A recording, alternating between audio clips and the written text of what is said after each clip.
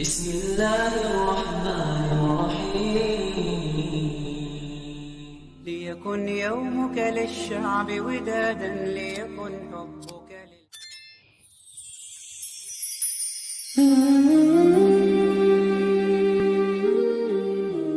Tahukah Anda, ternyata berwudu yang salah bisa menjadi penyebab doa dan sholat Anda tidak diterima. Dan seringkah kita merasa wudu kita sudah benar, tapi sholat terasa kurang khusyuk. Ternyata ada 7 kesalahan yang sering dilakukan saat berwudu.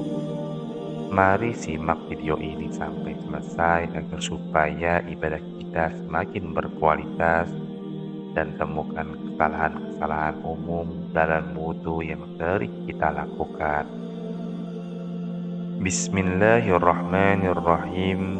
Assalamualaikum warahmatullahi wabarakatuh. Syukur alhamdulillah kita bisa berjumpa lagi di channel ini. Jika video ini muncul di beranda Anda, insya Allah ini adalah petunjuk dari Allah kepada Anda. Dan sempatkanlah menulis salawat kepada Nabi Muhammad SAW di kolom komentar. Semoga menjadi bukti kita untuk mendapatkan syafaat di akhirat kelak. Allahumma sholli ala Muhammad wa ala ali Sayyidina Muhammad.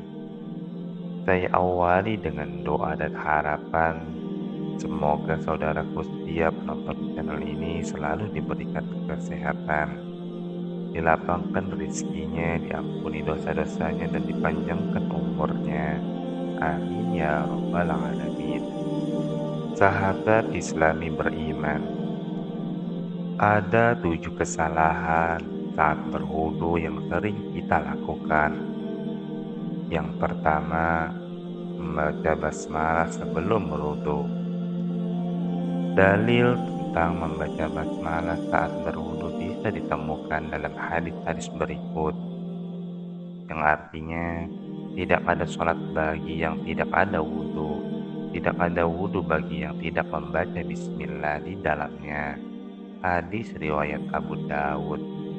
Hadis ini menunjukkan bahwa membaca basmalah sebelum berwudu adalah sunnah yang dianjurkan oleh Rasulullah SAW. Yang kedua, membasuh anggota tubuh dengan sempurna. Berwudu harus dilakukan dengan membasuh semua bagian yang wajib sesuai dengan tuntunan Nabi, termasuk hingga ke siku, tangan, dan punggung kaki. Hadis riwayat Al-Bukhari dan Muslim dari Abdullah bin Amr, ia berkata, kami pernah tertinggal dari Rasulullah SAW dalam suatu safar. Kami selalu menyusul beliau dan ketinggalan sholat, yaitu sholat asar. Kami berwudu sampai bagian kaki hanya diusap, tidak dicuci. Lalu beliau SAW memanggil dengan suara keras dan berkata, celakalah tumit-tumit di api neraka. Beliau menyebut 2 atau 3 kali. Hadis riwayat Bukhari dan Muslim. Hadis ini mengingatkan kita untuk memastikan seluruh anggota tubuh yang wajib dibasuh, seperti tangan hingga siku dan kaki hingga punggung kaki, benar-benar terbasuh dengan air. Yang ketiga, membasuh lebih dari 3 kali. Rasulullah SAW mengajarkan kita untuk tidak membasuh lebih dari 3 kali, karena itu adalah kebiasaan yang dibisikkan oleh setan. Diriwayatkan ada seorang Arab Baduy datang ke Rasulullah. Ia bertanya tentang wudu, lalu beliau memberinya contoh 3 kali.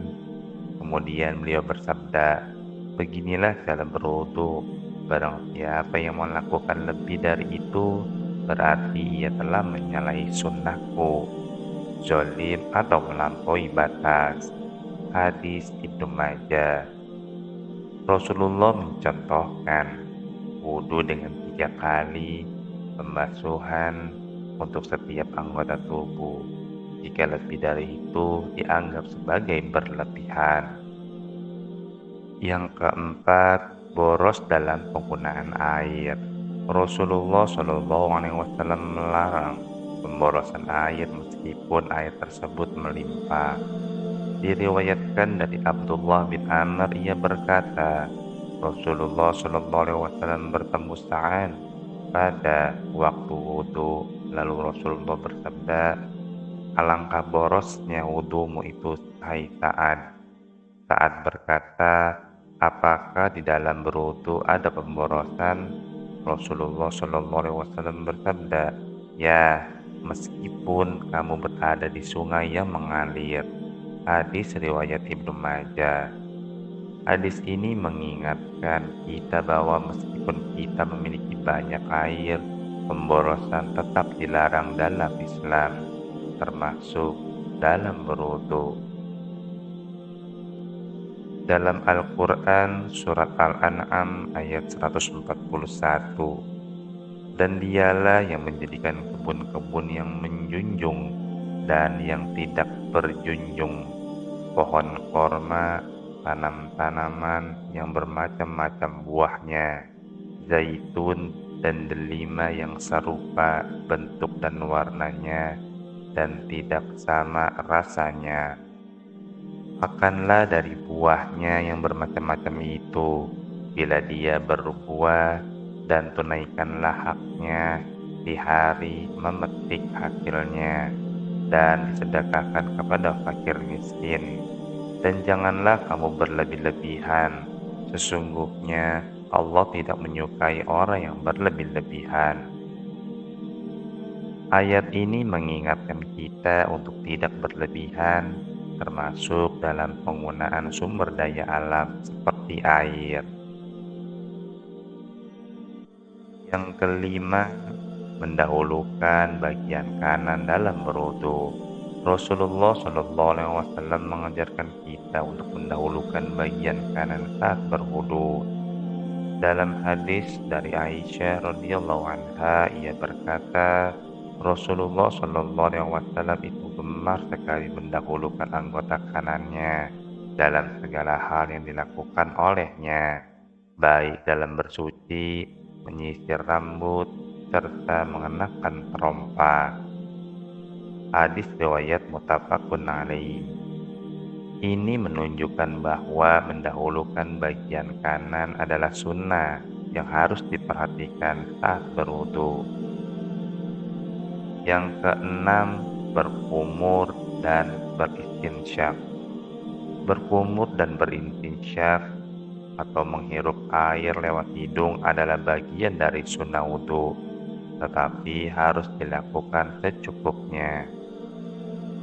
Dalam kitab As-Sunanul Qurba karya Imam Al-Baihaqi, Nabi Muhammad SAW bersabda, dan jika Anda beristinsyak, maka berlebihanlah kecuali jika engkau sedang berpuasa.